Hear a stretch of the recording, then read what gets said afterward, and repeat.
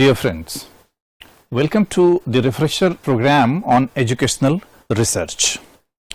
Today we'll discuss about phenomenological research, which is one of the most important component of qualitative paradigm of research. Let us begin with the discussion on what is phenomenological research. The phenomenological research aims to describe, understand and interpret the meanings of experiences of human life. It focuses on research questions such as what it is like to experience a particular situation. In order to understand the phenomenological research, let us have an understanding of what is phenomenology. Phenomenology is a school of thought that emphasizes a focus on people's subjective experiences and interpretations of the world. That is, the phenomenologist wants to understand how the world appears to others. The genesis of this phenomenology can be traced into the philosophical movement of 20th century, basically primarily based on the work of the philosopher Edmund Husserl. It is based on the academic disciplines of philosophy and psychology and has become a widely accepted method for describing human experiences.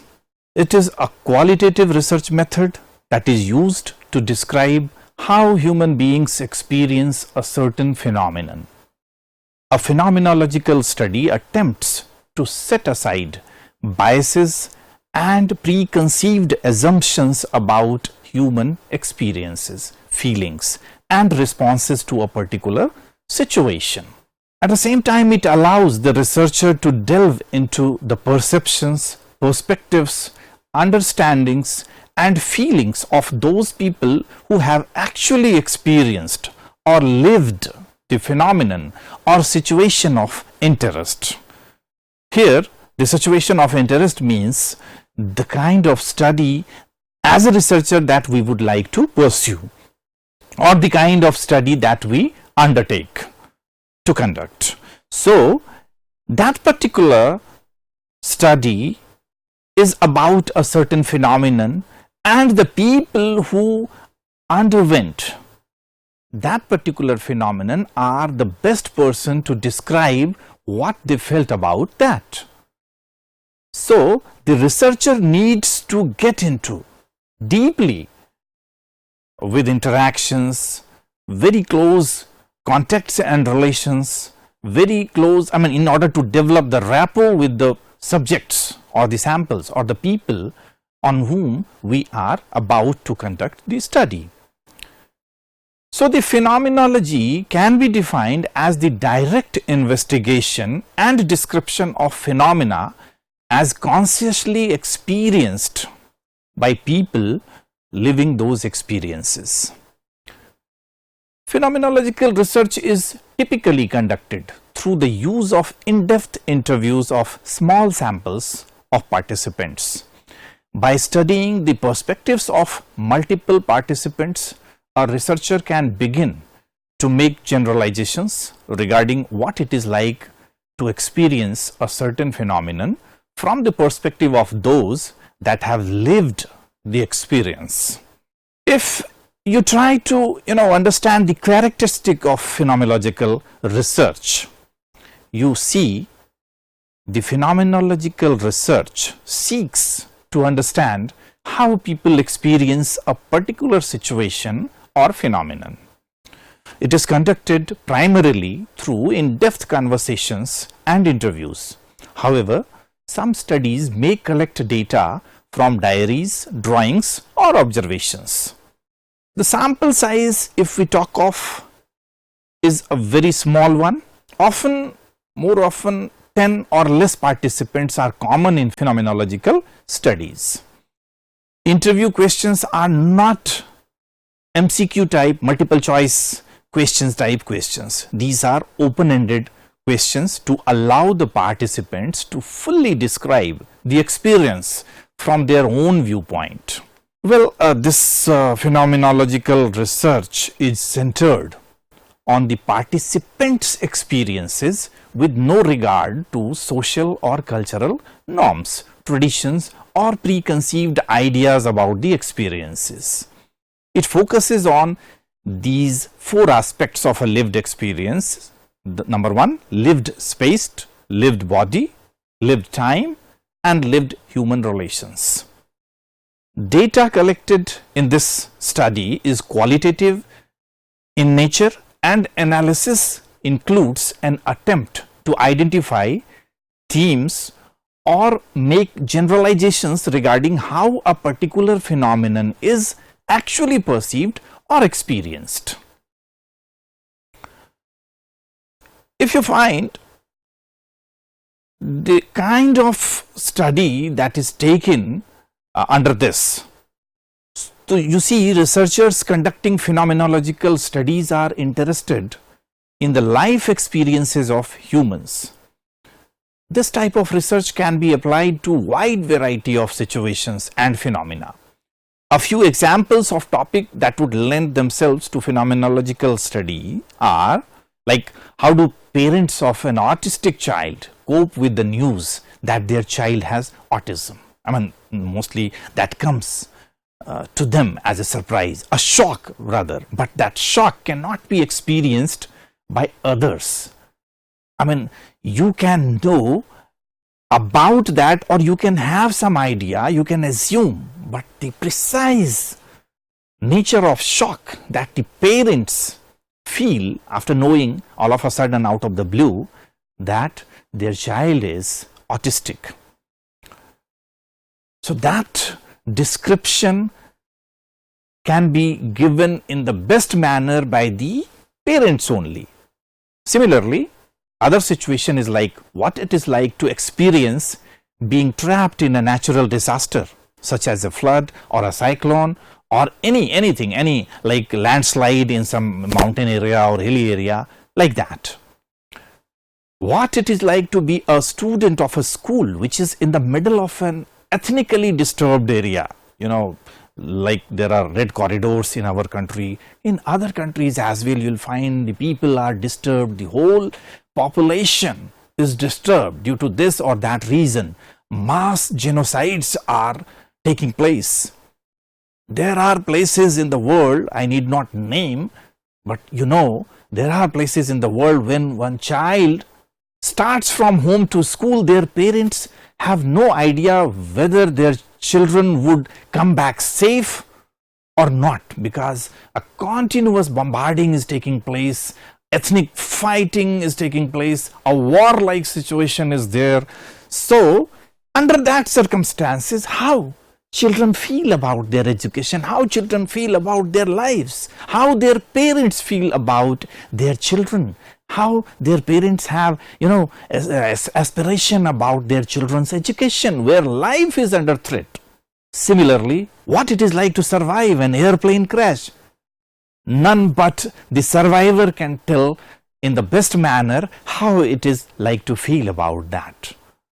So the phenomenological research explores, investigates into the nature of perceptions, into the nature of feelings that the subjects, that those who undergo those things or those situations or those circumstances only can describe the best way possible.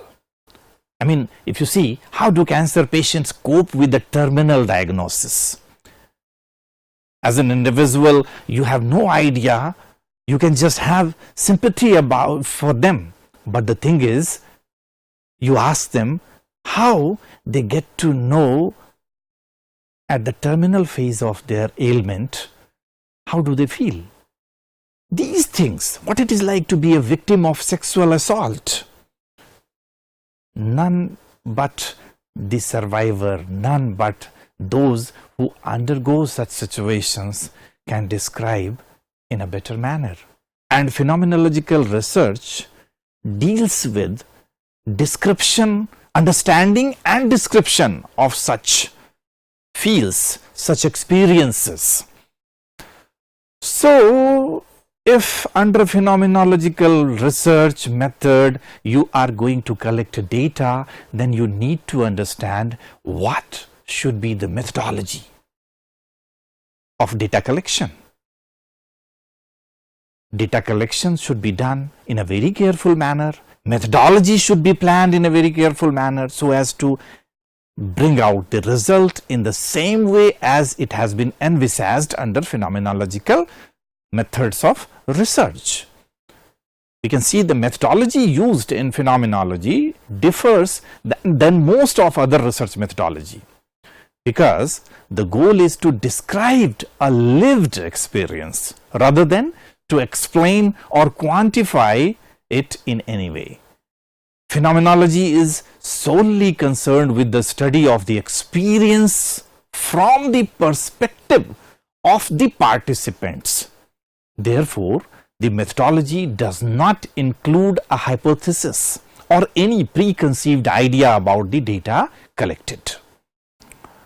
Phenomenology makes use of a variety of methods, including interviews, conversations, participant observation, not just observation, participant observation. You have to become the actual participant of a particular process, or you have to mingle with them, with those people who undergo such situations. That is the interest of our study. So, participant observation, action research, focus meetings, analysis of diaries and other personal texts.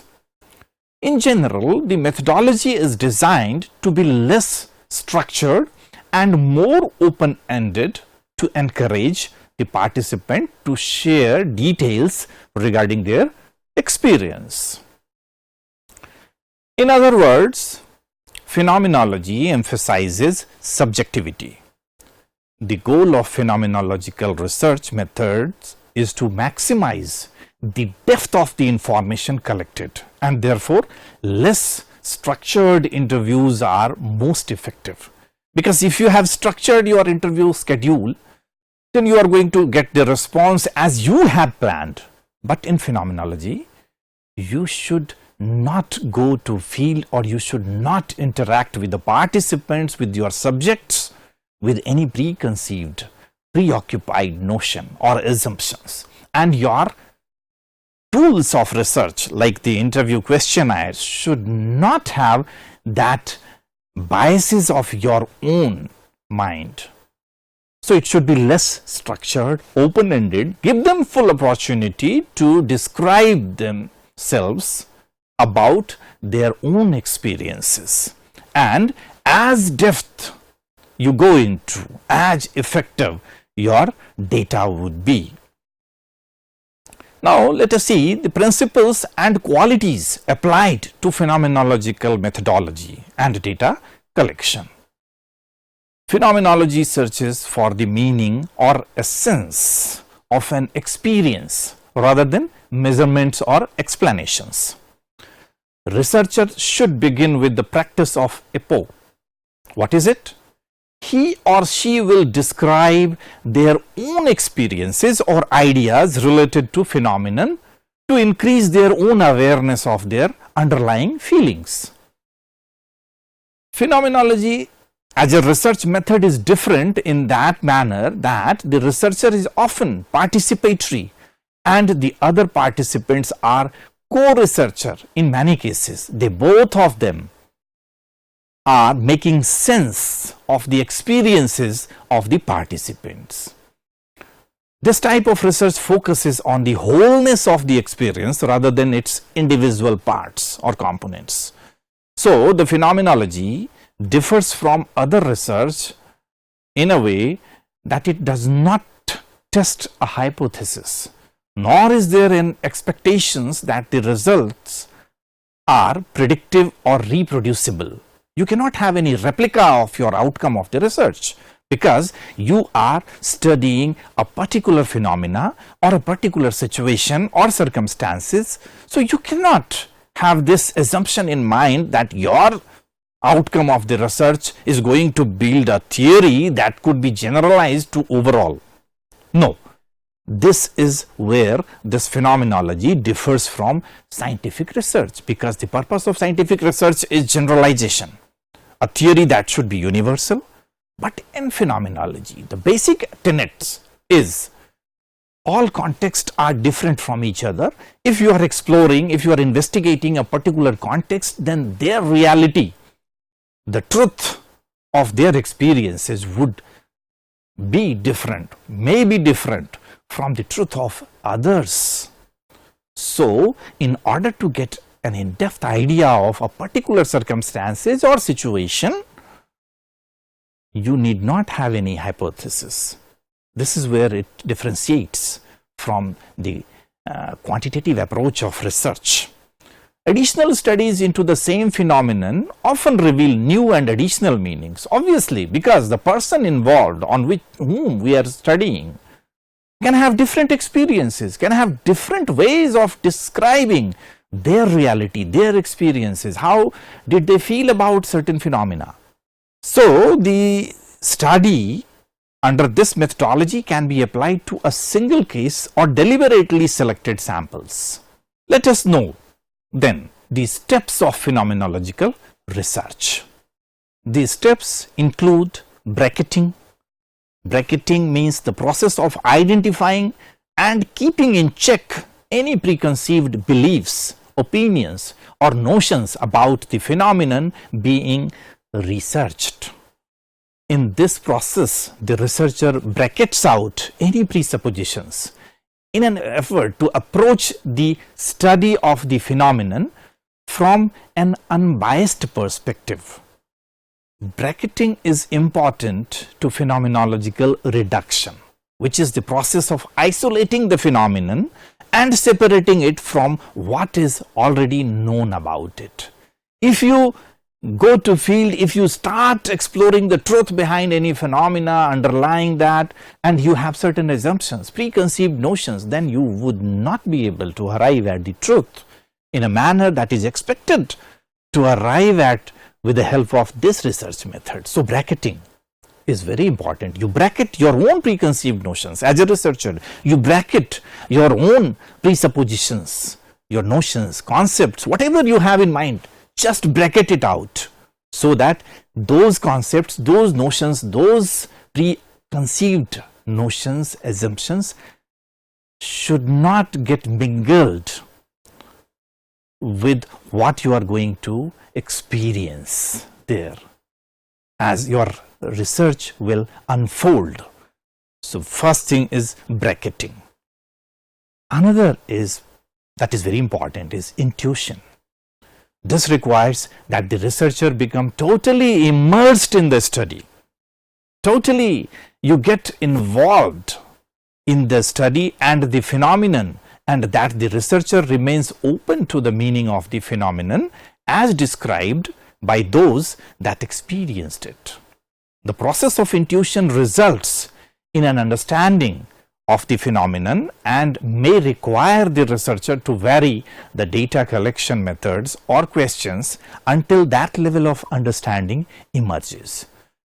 Unless and until you are immersed fully into the situation, into the study of the phenomenon that is the interest of your study, until you are fully become a participant of that phenomena, it would be slightly difficult for you to get the reality.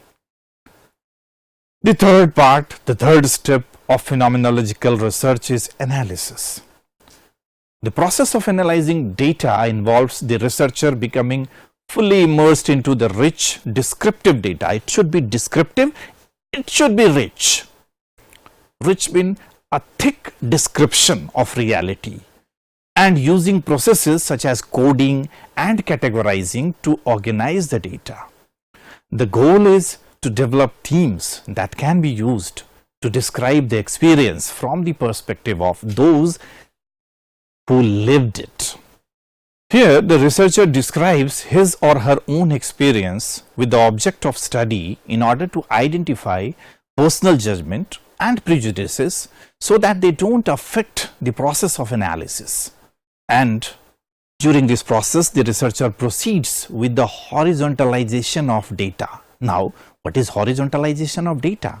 This means, it is a process wherein the researcher lists each of the relevant quotes of the studied topic and gives them equal value with regard to the expressions of the group. This is where the textual description begins. What are the participants saying? What are the relevant topics expressed by the research participants?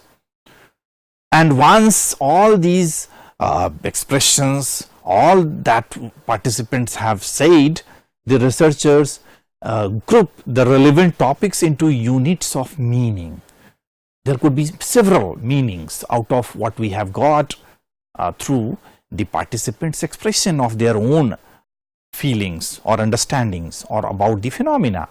Then once we get all those things, we convert into textual form and then we group them into several units. While grouping them, we have to decide the commonalities of the meaning of those things that we have got from the participants.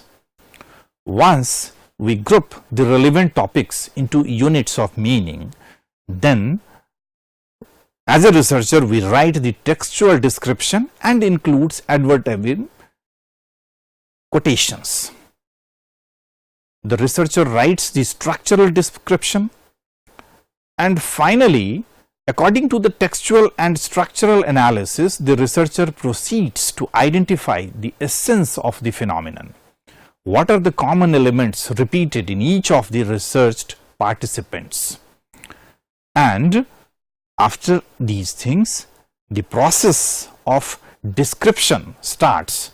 Whatever as a researcher we have got from the participants, we have written in the textual form, categorized under the units of meanings, and then we describe. So how this description, this is the last phase of the process.